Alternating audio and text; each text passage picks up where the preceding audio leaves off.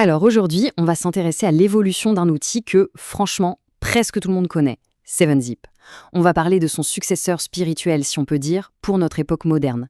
Il s'appelle NanaZip et on va voir ensemble ce qu'il a dans le ventre. Qui ne se souvient pas de 7-Zip? C'est un peu une légende ce logiciel, ultra puissant, super efficace, personne ne dira le contraire. Le truc, c'est que son interface, son intégration, ça n'a pas vraiment bougé depuis des années. Et c'est justement là que le projet NanaZip entre en jeu. L'idée, c'est de prendre cette base super solide et de la remettre complètement au goût du jour. Alors, voilà le programme. On va commencer par un petit retour sur l'héritage de 7-Zip pour bien poser les bases. Ensuite, on regardera ce que NanaZip apporte de neuf, son intégration, ses nouvelles fonctions. On parlera aussi de sécurité, c'est un point super important. Et on finira par le côté pratique, comment on l'installe. Allez, on attaque avec la première partie, l'héritage. Pour bien comprendre ce qu'est NanaZip, il faut d'abord se rappeler d'où il vient, et donc de la puissance de 7-Zip. Voilà, pendant des années, 7-Zip, c'était la référence. Pourquoi? Pour son moteur de compression très performant, bien sûr, mais aussi, et c'est vraiment le point central ici, parce qu'il est open source. Et c'est grâce à ça, à ce code ouvert, que des projets comme NanaZip peuvent exister. Ça permet à la communauté de prendre le code, de l'améliorer, de le faire vivre. Bon, maintenant qu'on a posé le contexte, on peut passer au plat de résistance NanaZip. Qu'est-ce que c'est concrètement? La définition est simple. En gros, NanaZip, c'est un fork de 7-Zip. Ça veut dire que les développeurs ont pris le code source de 7-Zip et ils ont bâti dessus. Le but n'est pas de tout réinventer, hein. L'idée, c'est de garder le moteur de 7-Zip qui a fait ses preuves et de l'adapter pour qu'il soit plus en phase avec ce qu'on attend d'un logiciel sur Windows 10 ou 11. Et là, on voit tout de suite le premier gros changement. C'est le plus évident, l'interface. On dit adieu au look un peu daté de 7-Zip. NanaZip, lui, adopte complètement le style de Windows 11. On a le Fluent Design, un mode sombre qui fait plaisir aux yeux, et même l'effet Mica, cette petite transparence subtile. Bref, ça donne un sacré coup de jeune. Mais attention, ce n'est pas juste un nouveau look. NanaZip, c'est bien plus que ça. On va voir maintenant ce qu'il a sous le capot en termes de fonctionnalité. Ah, et ça, c'est une des améliorations qui change la vie au quotidien.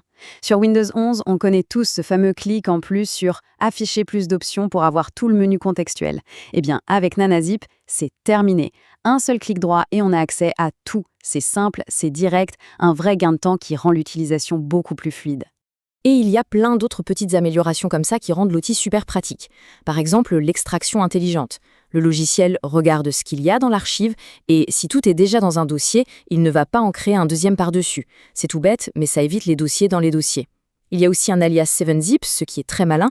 Ça veut dire qu'on peut l'installer et il remplacera l'ancien 7-Zip sans avoir à changer ses scripts ou ses habitudes. Côté technique aussi, il y a du neuf. NanaZip prend en charge des codecs de compression plus récents, comme Z-Standard ou Brotli. Concrètement, ça veut dire quoi? Ça peut vouloir dire des fichiers compressés encore plus petits ou une décompression plus rapide. C'est toujours bon à prendre. Pareil pour les algorithmes de hachage qui servent à vérifier qu'un fichier n'a pas été corrompu. On a des options plus modernes et plus robustes. Alors, petite précision importante. Il y a deux saveurs de NanaZip. La version principale, celle qu'on installe depuis le Microsoft Store, c'est la version moderne. C'est elle qui a la nouvelle interface et le menu contextuel complet. Et puis, il y a une version classique, portable, qu'on peut mettre sur une clé USB par exemple. Mais elle n'a pas toutes les fioritures visuelles et l'intégration poussée. C'est plus pour des cas d'usage spécifiques. On a parlé de l'interface, des fonctionnalités. Parlons maintenant d'un sujet un peu moins visible, mais qui a son importance, la sécurité. Le truc bien avec NanaZip, c'est que les développeurs ont activé des protections de sécurité modernes. Le Control Flow Guard, ou CFG, en fait partie. Pour faire simple, c'est une sorte de garde du corps pour le code. Il vérifie que le programme se déroule comme prévu et ça rend beaucoup plus compliqué pour un attaquant d'exploiter certaines failles. Et ce n'est pas tout. Sur les processeurs récents, NanaZip utilise aussi le CET Shadow Stack. Là, c'est encore un cran au-dessus. C'est une protection qui est directement intégrée dans le processeur, donc au niveau matériel. Elle empêche des attaques très spécifiques en s'assurant que le code ne part pas dans tous les sens. C'est un niveau de protection qu'on ne trouve pas souvent sur ce genre de petits logiciels. Et la sécurité est pensée de bout en bout. Par exemple, une chose très intéressante, c'est la propagation du mark of the web. Quand on télécharge une archive sur Internet, elle a une petite étiquette qui dit « Attention, ça vient du web ». Eh bien, quand on la décompresse avec NanaZip, les fichiers à l'intérieur gardent cette étiquette. Du coup, Windows reste sur ses gardes quand on essaye de les ouvrir. C'est bien pensé. Bon, tout ça c'est bien beau, mais comment on fait pour l'avoir? Passons à l'installation.